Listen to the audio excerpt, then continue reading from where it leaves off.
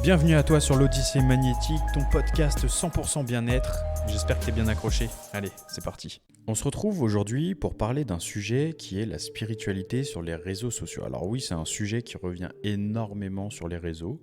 C'est quelque chose qui est un effet de mode depuis maintenant quelques mois et qui bat son plein avec différents documentaires qui sortent sur des grandes chaînes et qui du coup donnent envie aux gens de se lancer. Je vais vous donner dans ce podcast-là un petit peu des clés pour essayer de trouver, de voir comment on peut s'orienter vers une personne ou une autre, ce qu'on cherche, est-ce que les personnes sont sérieuses, la véracité de leur capacité. La première chose qu'on va voir pour déceler une personne sur les réseaux, déjà ça va être le réseau social. Vous pouvez avoir des personnes qui sont uniquement sur un seul réseau, qui vont se concentrer sur, par exemple, des lives avec donation, sans donation, énorme. Et je vais vous dire quelque chose, plus c'est gros, plus ça passe. J'ai l'habitude, pour ceux qui me connaissent et qui me suivent déjà depuis quelques temps, de proposer le fait de, si vous tombez sur quelqu'un, qui soit en live, sur des vidéos, sur des entraînements, des capacités, vous pouvez me les envoyer en lien privé ou en message privé directement. Et je vais tester pour vous. Déjà, ça c'est la première chose. Je teste pour vous et je vous dis honnêtement, écoute, ça c'est cool, ça c'est bien, pas bien, ça c'est de la connerie. Oui, effectivement, cette personne elle est très forte ou quoi. Donc vous pouvez m'envoyer tout ça. Déjà, je les teste. Deuxième point, le fait d'avoir des abonnés. Voilà. Ne vous faites pas avoir par un nombre, un chiffre qui peut être grand, qui peut attester d'une fiabilité. On peut penser que comme cette personne, elle est suivie par 300, 400, 500, 1 million de personnes, cette personne fait du contenu de qualité ou a réellement des capacités. Je vais vous donner un exemple sans citer de nom, toujours, parce que c'est pas du tout mon délire et que chacun fait bien ce qu'il pense et ce qu'il veut. Sur les réseaux, il y en a qui sont très connus, notamment sur TikTok. Quand tu rentres sur ces lives-là, tu comprends tout de suite, quand t'es du métier, entre guillemets, tu comprends tout de suite quelque chose qui cloche. Quand c'est traité avec trop de sérieux, de l'insistance, c'est quelque chose qui, moi, va me faire automatiquement fuir. Je te donne un exemple. Quand tu arrives sur un live et que cette personne te dit « Moi, on me demande rien, on me demande pas mes capacités, ça ne se demande pas, moi, je suis chaman depuis X vie antérieure, j'ai tant de capacités, donc à moi, tu ne me poses pas de questions, c'est moi qui te donne les réponses. » Et tu as juste à payer et c'est moi qui te fais et qui t'établit ce contact-là. Alors, toutes les personnes qui sont trop sérieuses, qui sont condescendantes. Je ne dis pas qu'il n'y a aucune efficacité, je dis simplement qu'il faut faire attention, c'est un red flag.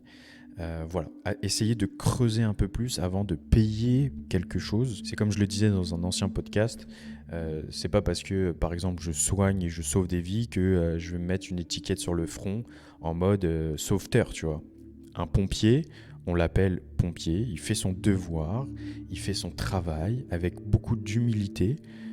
Quitte à même dévaloriser ce qu'il fait ou ne pas le mettre en avant ou à sa juste valeur, et jamais tu verras un pompier qui fait ça. L'humilité fait que tu n'auras pas ce genre de discours. Donc tu as le sérieux qui passe par l'humilité, bien évidemment, et même tu vas voir, ça va avoir un effet inverse. Ces personnes-là, et je me retrouve un peu dedans, on va avoir tendance à banaliser ce qu'on fait. Et le retour à la réalité, ce sont les personnes qui nous la donnent, c'est-à-dire que waouh, attends, tu m'as guéri, waouh, attends, je devais me faire opérer d'un truc et au final tu l'as enlevé alors que, inexplicable, mais bon, ok, merci à toi. Voilà, ce sont des choses qui te font revenir dans ton contexte, que toi tu banalises, et ces personnes-là, ça prouve déjà le sérieux. Le fait d'avoir un ego de côté, d'avoir un ego qui n'est pas surdimensionné, où on n'est pas condescendant, où on n'est pas hautain, voilà, déjà ça c'est les premiers red flags que tu peux repérer. Deuxièmement, il y a les voyants, les médiums, les magnétiseurs, voilà, ceux qui ne te donnent pas d'informations. Voilà, ceux qui vont te dire par exemple, écoute, je soigne ça, je fais ça, et qui te laissent dans le flou total. Tu demandes des informations et qu'il ne te répond pas, ou du moins qu'il reste dans un flou total, pour moi, c'est un red flag total. C'est-à-dire qu'on fait quelque chose qui est déjà très abstrait, qui est déjà pas dans les consciences, qui n'est pas reconnu dans les médecines traditionnelles avec des diplômes, etc. Du moins en France et plus globalement dans l'Union européenne, même s'il y a des grandes différences parmi les pays de l'Europe. Si tu n'arrives pas à exprimer, à expliquer, à répondre aux attentes et aux questions, déjà rien que sur la base du questionnement, sans agir sur les soins, sur ça, pour moi, c'est un red flag. Comment tu ne peux pas expliquer à quelqu'un ce que tu fais et ce que tu domines dans tes capacités, dans ta spiritualité, comment tu n'arrives pas à l'expliquer et du coup, comment tu vas pouvoir le mettre en applique derrière, tu vois. Troisième red flag qui va dans la continuité, c'est le retour. Si tu arrives à avoir un retour avec une phrase « Ok, ça va aller », avec 2 mots sur un tirage, où ça te laisse quand même dans le flou, ça, ce sont des personnes où tu te fais avoir une fois, mais pas deux. C'est un des pires red flags. Essaye d'avoir conscience qu'il faut avoir un retour et une explication. Derrière, j'apporte toujours des explications et il y a un complément de ce que je ressens. Je me verrais mal, et c'est même impossible pour moi, de dire « je t'ai fait un soin » et te dire « ok, tout va aller bien ». Genre, ça se résume en 3 mots et tu es encore dans le flou. Et tu ne sais absolument pas ce qui se passe, ce qui s'est passé, ce que j'ai vu, ce qui s'est... Voilà, c'est inconcevable. Pour moi, ceux qui font ça, ce sont purement des charlatans qui sont là pour, malheureusement, dénigrer un peu, entre guillemets, les capacités, la spiritualité, la profession. Donc là, on a quelques premières indications. Ensuite, tu as le sérieux. Et là, on n'est plus sur le côté efficacité, mais au moins, on a le sérieux de la personne que tu peux voir. Tu dois voir si elles sont déclarées. Tout simplement. Une société ouverte, un cabis, quelque chose qui fait que tu as un sirène, un sirette, qui fait que tu peux prouver du sérieux de la personne. Attention, on n'est pas sur un gage de qualité, mais au moins d'un sérieux. La personne a sa société, a dépensé des sous et a eu un investissement dans soi-même, dans la croyance en soi et dans la proposition du service. Si tu vas voir quelqu'un qui n'est pas déclaré, déjà tu peux te dire que ça sent très mauvais et les intentions ne sont pas les meilleures. Dernier point qu'on peut aborder sur les réseaux, c'est également le fait d'avoir des retours et des avis. Très important ce que je vais vous dire. Tu peux manipuler les avis, qu'ils soient sur Instagram, sur TikTok. Tu peux faire des vidéos de retour avec des coupures de messages. Si ça se trouve, ça peut être ton copain ou même toi-même avec ton deuxième téléphone qui t'envoie des trucs et que tu renommes en mode c'est un tel ou un tel et tu balances des bienfaits que tu as pu avoir ou des retours ultra positifs. Donc ça, tu peux les manipuler, il faut faire très attention. L'indicateur sur les avis que tu ne peux pas maîtriser, c'est sur Facebook. Si quelqu'un a envie de te mettre une mauvaise note, il te mettra une mauvaise note. Si quelqu'un a envie de te mettre une bonne note, il te mettra une bonne note. Tu n'as aucun moyen de contrôle sur ça. C'est-à-dire que moi, en tant que professionnel, j'ai une page du coup professionnelle. On est maintenant un peu plus de 30 000 sur Facebook. Tu as envie de laisser un avis, tu laisses un avis. Moi, ce que je peux faire, entre guillemets, c'est juste le lire, le commenter, le contester si tu n'es pas d'accord, ou l'affirmer et le remercier la personne qui a fait l'avis, tu vois. Facebook regarde, reçoit ton avis, voilà, tu as mis ton avis, il n'y a pas d'insulte, ça reste correct, paf, on le met.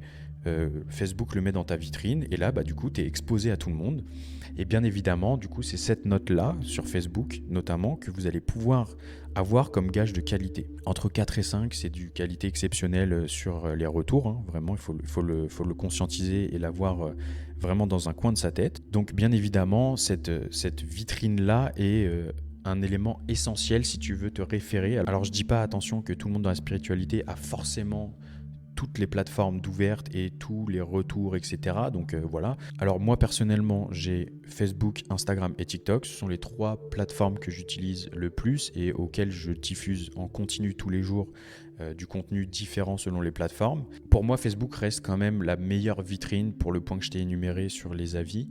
Alors le retour, le fait d'avoir des avis, qu'on en ait 2, 3, 15, 10, 20, c'est déjà très très bien. Mais quand on commence à avoir des 50 avis, passer la barre des 100 à 5 sur 5, on est sur de la qualité exceptionnelle dans le domaine qu'on fait, qui est la spiritualité.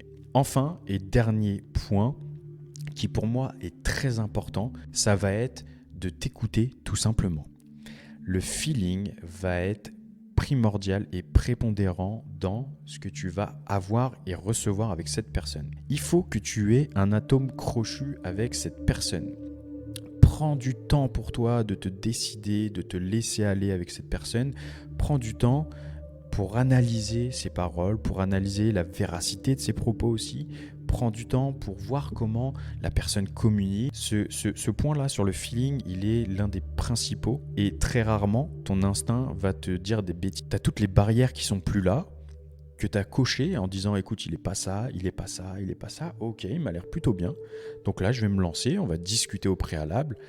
Et pareil, derrière, il faut que ça soit suave, il faut que ça coule, il faut que ça glisse tout seul. C'est-à-dire que quelqu'un qui va venir et tu vas lui dire « Bah écoute, je suis pas bien » et qu'il va te répondre « Ah ouais, t'es pas bien, bah voilà, ça fait 120 € la séance. » Non, il y a une compréhension du problème, il y a une sorte d'aspect où psychologiquement, on va essayer de discuter et essayer d'identifier, prendre notre temps, pas faire les choses à la va-vite.